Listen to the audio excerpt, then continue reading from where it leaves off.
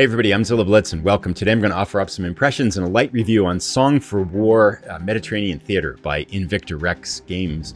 This game is coming to Kickstarter in early 2025 and I've had a chance to spend over a couple of iterations of the game, probably about 15 to 20 hours playing it now, so I wanted to offer up some thoughts on gameplay.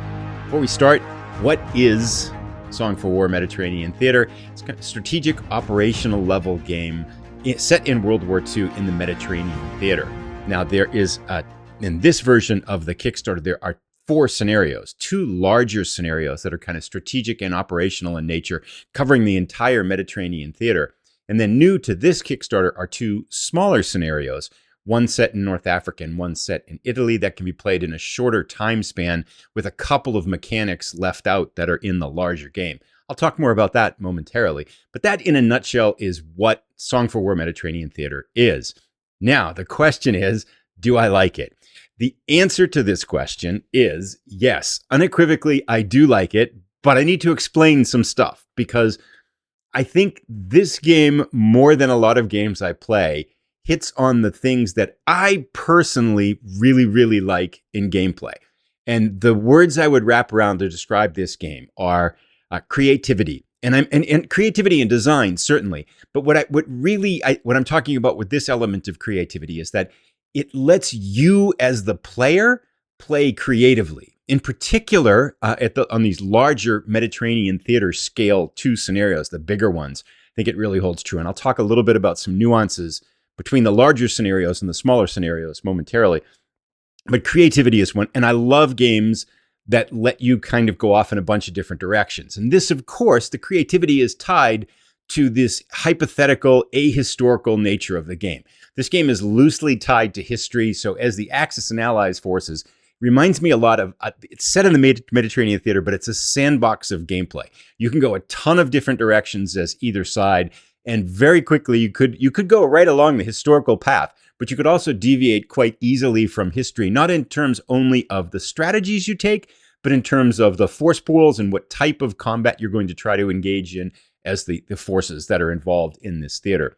I should say too, this is a 2 to 4 player game. So if you have 4 players, they have 4 factions. You have the Allies, which consist of the US forces and the Commonwealth forces. And you have the Axis forces, which consist of the German forces and the Italian forces. And the Italian forces are an equal player in this game, which ties in a little bit to this ahistorical nature of the game that we'll talk about momentarily.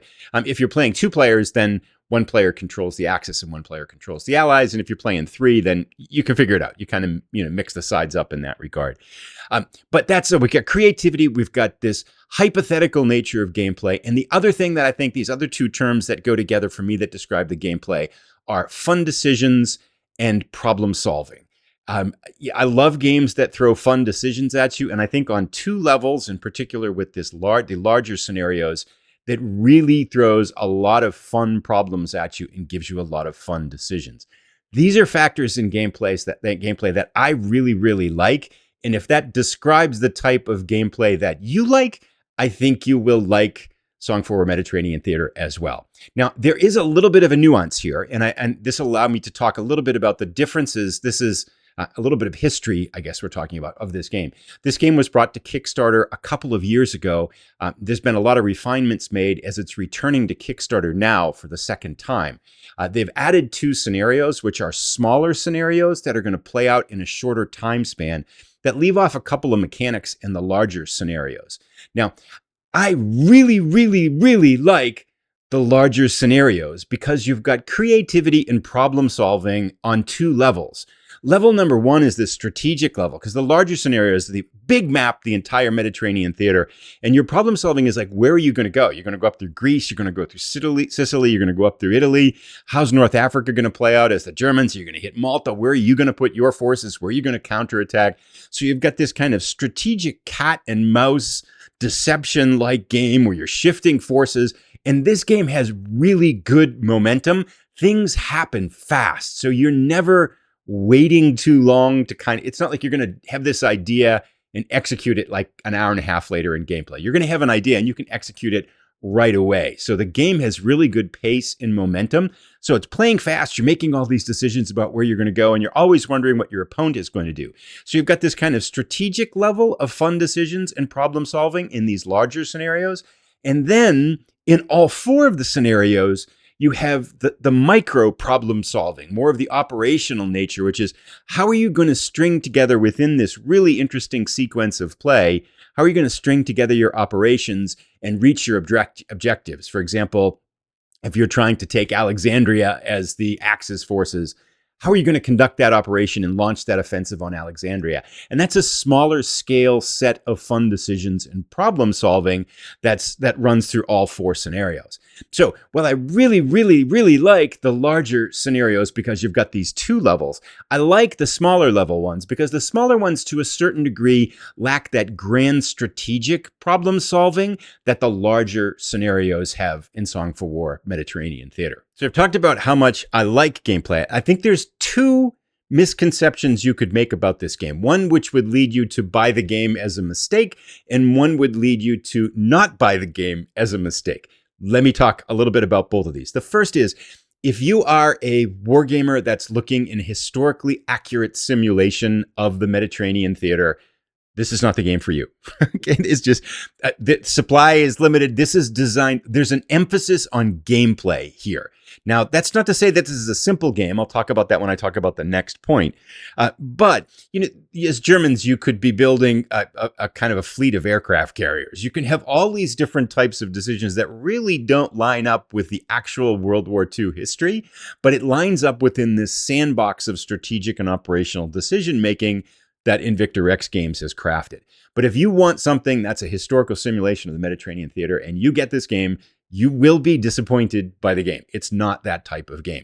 So that's the first mistake. You could assume it's a historical simulation, get the game, and you're going to be disappointed.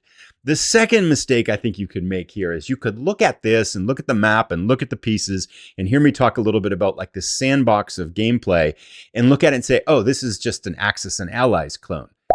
It's not that either, right? So this game has a lot more subtlety. There's actually some fairly good and rich complexity of gameplay when you're talking about some of the operational combat decisions you're making and the uniqueness of units and how it all integrates with the sequence of play.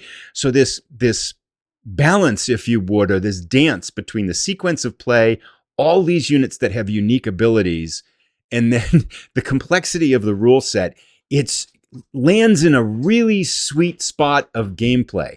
And it's more complex, more subtle, and deeper and richer than Axis and Allies. Nothing against Axis and Allies. Great game.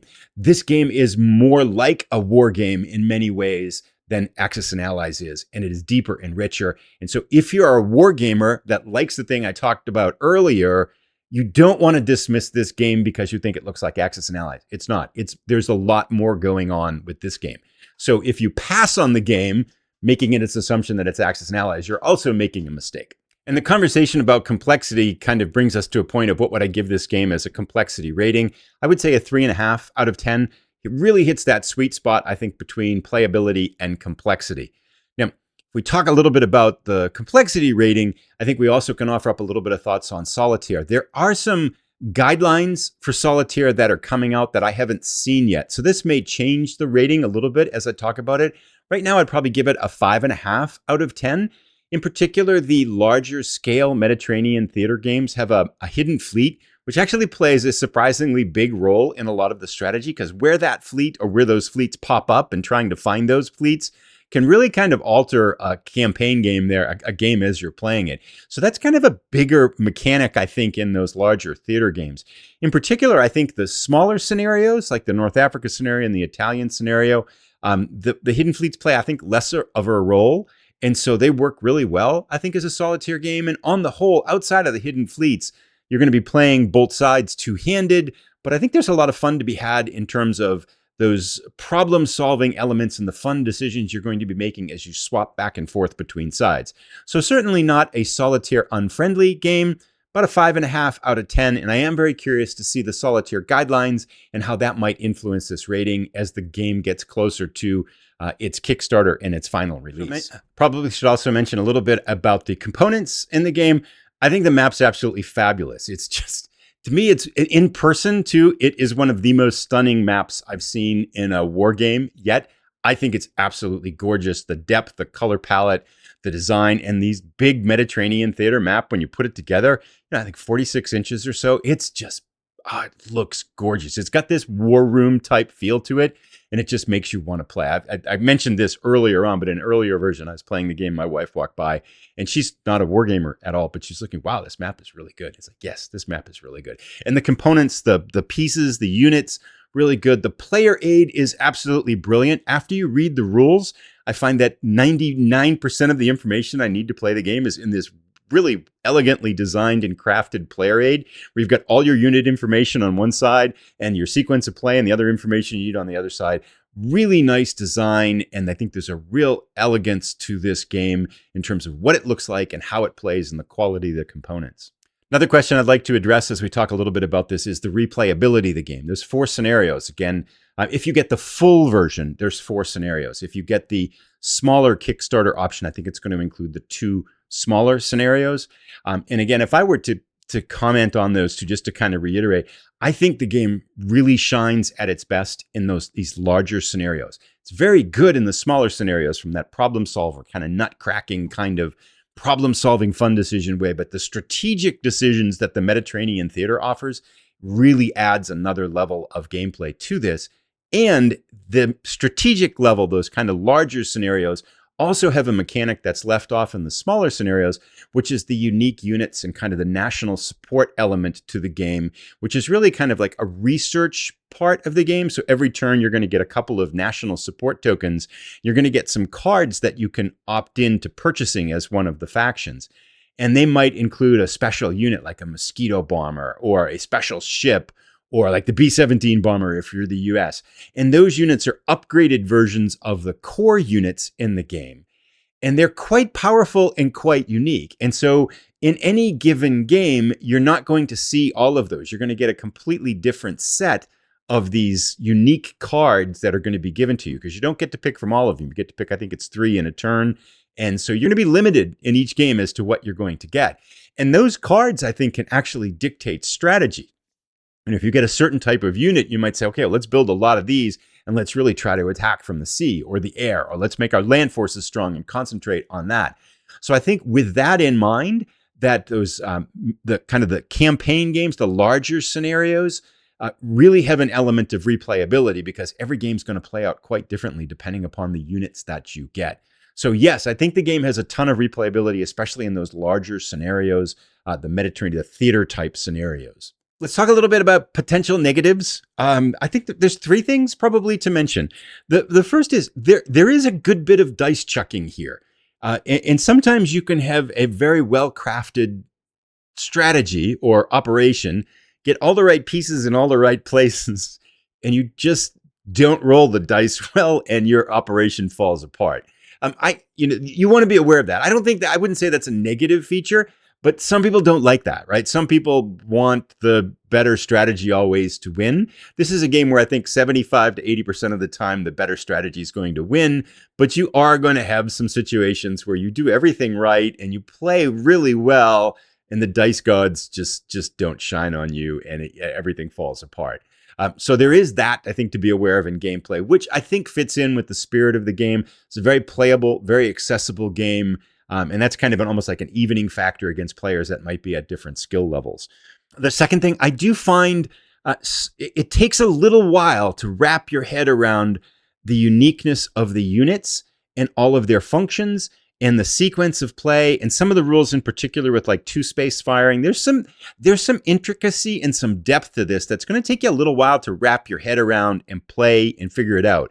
One of the things I think that this connects to is the fact that every unit in the game is like a tool in a toolbox, and it can do a certain thing.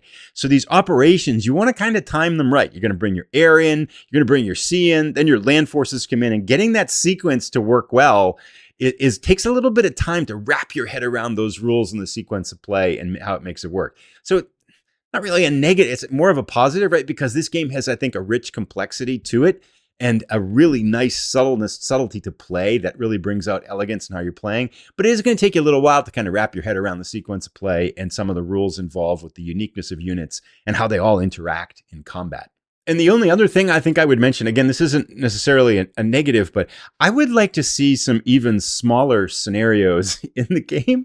And I think you could make those up on your own. As I was kind of creating the gameplay video that I created a couple of weeks ago for this game, I just created my own small scenario, which is just an attack on Tobruk, a one-turn attack on Tobruk by Axis forces with the British forces trying to hold. I ended up playing that like 3 times. The first time I played it, it was unbalanced. I screwed it up. I didn't have the units right. So I tweaked the order of battles for both sides. And then the second time it worked out really, really well. I made a video on it. And I'm like, I kind of want to see what happens again. So I played it a third time. So I think like these little one-turn scenarios, you can almost generate them on your own, which it'd be cool to see more of those in the game, with like an attack on Rome or beach landing in Sicily or something. Just one-turn scenarios with a limited space on the map with a limited force pool and let players go at it for an hour. Because those were really fun for me to make when I created the video. So I think it's not necessarily a negative. It's just I think there's an opportunity here for a kind of a smaller set of very quick scenarios. So you could play when you've got like a half an hour, 45 minutes or something like that. And with that, I think I've dumped my brain out with Song for War Mediterranean Theater. I hope it helps as you go up and look at this on its upcoming Kickstarter. I'll put a link down below to that if you're interested in it.